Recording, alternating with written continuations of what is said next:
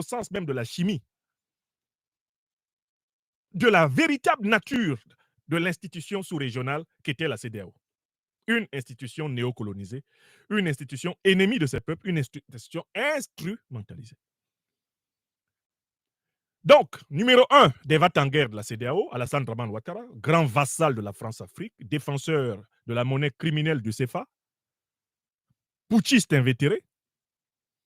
Numéro 2, Patrice Talon, dressé sur ses maigres jarrets, on ne sait pas sur quoi il comptait, mais en fait, il avait derrière lui l'ancienne puissance coloniale et il avait derrière lui l'OTAN, on l'a vite compris par la suite.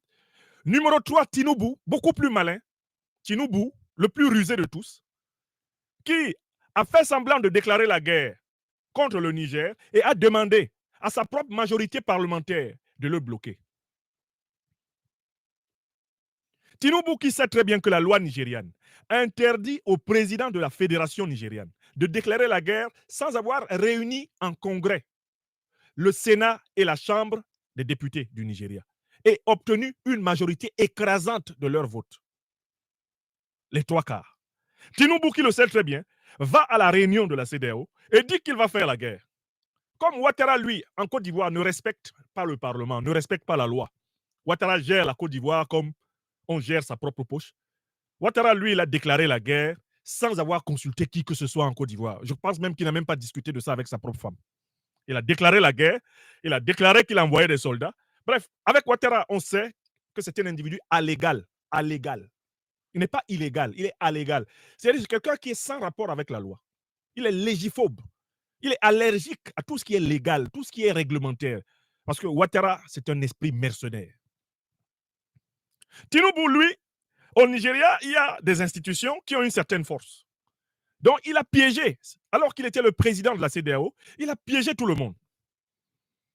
Il dit que vraiment, non, we will enter in Niger. President Bazoum will be back on the oath. I am telling you. Après, il rentre au Nigeria dans la nuit. Il appelle le président du Sénat et le président de l'Assemblée nationale, la Chambre des députés, leur dit stop me. Say no.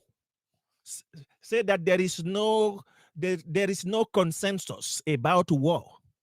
So I will say I would have done that war, but I have been impeached by the parliament.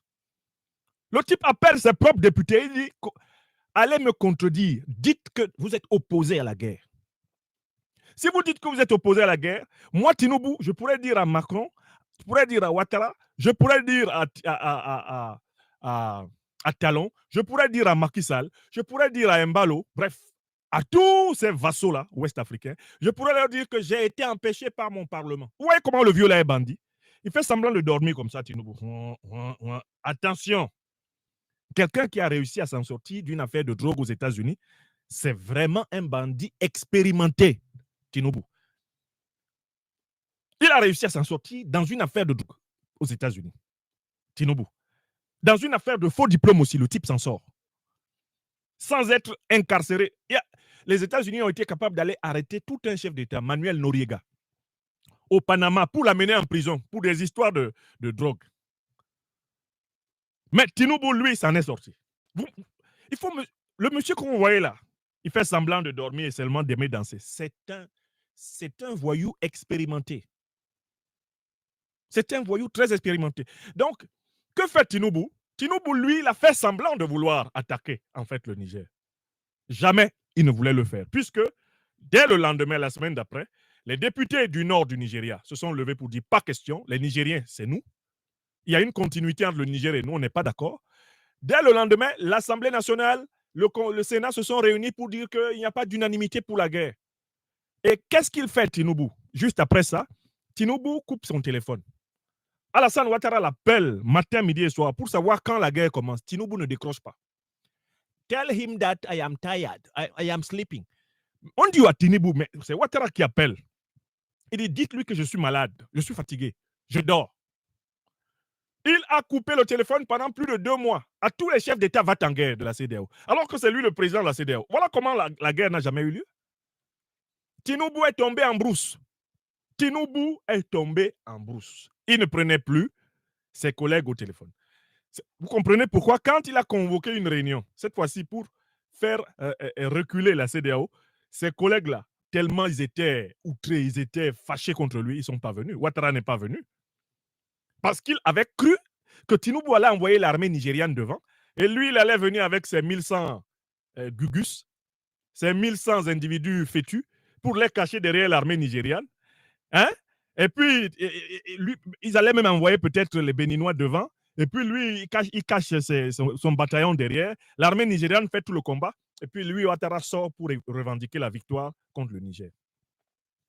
Une fois que le Nigeria n'a pas marché dans l'incitation à la guerre interafricaine qui était faite par le néocolonialisme français, qui était faite par l'OTAN, une fois que le Nigeria n'a pas marché, leur plan a échoué.